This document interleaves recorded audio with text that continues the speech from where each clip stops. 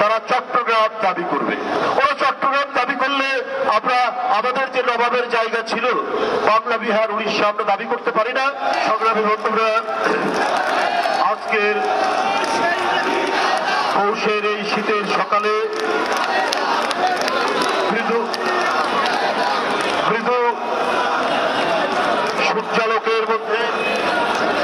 সূর্যালোকের মধ্যে এই বিশাল সমাবেশ আমার মনে হয়েছে এখানে যারা বক্তব্য রেখেছেন এবং তাদের যে বক্তব্যের মধ্যে যে অঙ্গীকার, সেই অঙ্গীকারে আমার মনে হয়েছে কবি শামসুর রহমানের একটি কবিতা, তরুণ যুবার রোদে ঝলসিত দক্ষ বাহুর গ্রন্থিলোপেশী। এদের এই গ্রন্থিলোপেশীর দুর্বার গতিতে দেশ রক্ষার জন্য ব্রাহ্মণবাড়িয়া আখাউড়া সীমান্তের দিকে তারা এগিয়ে যাচ্ছে। বন্ধুরা আমার, এদের এগিয়ে যাওয়া আমার মনে পড়ছে সেই আলফ্রেড টেনিসনের কবিতা, cannon in front of them, cannon in front of them, cannon in left of them, cannon in front of them, cannon in right of them, into the valley of death. ওদের সামনে কামান, ওদের ডানে কামান, ওদের বামে কামান, ওরা মৃত্যুর উপত্যকা দিয়ে এগিয়ে যাচ্ছে দেশকে রক্ষার জন্য। এইটা আমার মনে হয়েছে। বন্ধুরা আবার, বাংলাদেশ জাতীয়তাবাদী দলের সহযোগী এবং অঙ্গ সংগঠন তিনটি আজকে এই নিজেরা একত্রবৃত্ত হয়ে মুষ্টিবদ্ধ হাত আকাশের দিকে তুলে তারা আখাউড়ার দিকে এগিয়ে যাচ্ছে। এদের এই চেতনা তো বাংলার মহান যে সমস্ত নেতা যারা আমাদের স্বাধীনতা যুদ্ধ থেকে প্রেরণা দিয়েছেন, পরবর্তীতে দেশ রক্ষার প্রেরণা দিয়েছেন, তাদের সন্তান হচ্ছে এরা। মুন্না, নয়ন, জিলানী, আমাদের রাজীব হাসান, রাকিব এবং নাসিররা, এরা হচ্ছে তাদের সন্তান। মৌলানা ভাসানীর সন্তান, স্বাধীনতার ঘোষক জিয়াউর রহমানের সন্তান, ওরা দেশনেত্রী বেগম খালেদা জিয়ার সন্তান, ওরা দেশ নায়ক তারেক রহমানের সন্তান, আদর্শের সন্তান। এরা তো এই চেতনা তৈরি করেছে আগে। আমরা রক্ত দিয়ে এসে যে স্বাধীনতা কিনেছি, ওই স্বাধীনতা আবার বিক্রি করে দেব। আমরা পিন্ডির কাছ থেকে স্বাধীনতা ছিনিয়ে এনেছি, এটা দিল্লির কাছে আমরা আত্মসমর্পণ করব, এই রক্ত আমাদের মাঝে নেই। বন্ধুরা আমার, আজকে যারা এখানে অঙ্গীকার বক্তব্য রেখেছে তাদেরকে আমার মনে হয়েছে একজন বর্তমান যুদ্ধের sector commander, Munna sector commander, Jilani sector commander, আমাদের রাকিব সেক্টর কমান্ডার, আমাদের নয়ন সেক্টর কমান্ডার, আমাদের রাজীব হাসান সেক্টর কমান্ডার, আমাদের নাসির সেক্টর কমান্ডার। এই সেক্টর কমান্ডারদের নেতৃত্বে আপনারা এগিয়ে যাচ্ছেন সীমান্তের দিকে।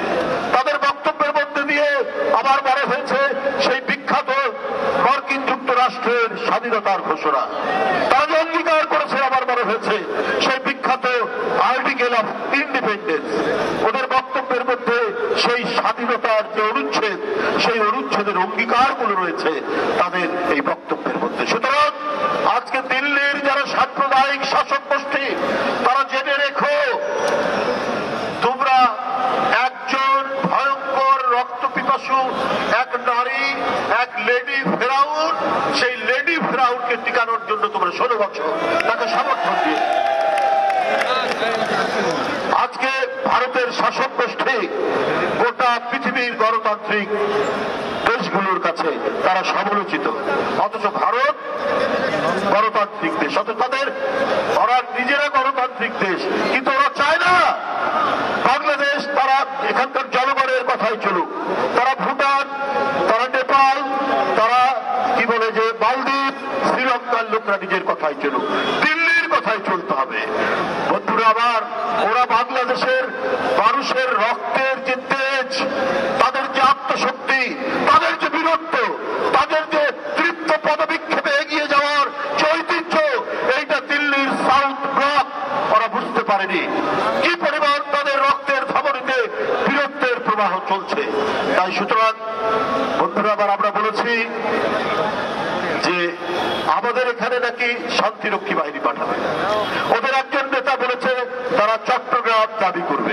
ওরা চট্টগ্রাম দাবি করলে আমরা আমাদের যে নবাবের জায়গা ছিল বাংলা, বিহার, উড়িষ্যা আমরা দাবি করতে পারি না? আমরা সেই জন্য দাবি করেছি। মমতা ব্যানার্জি তিনি খুব মন খারাপ করেছেন, আসেন উড়িষ্যা, বিহার দখল করতে।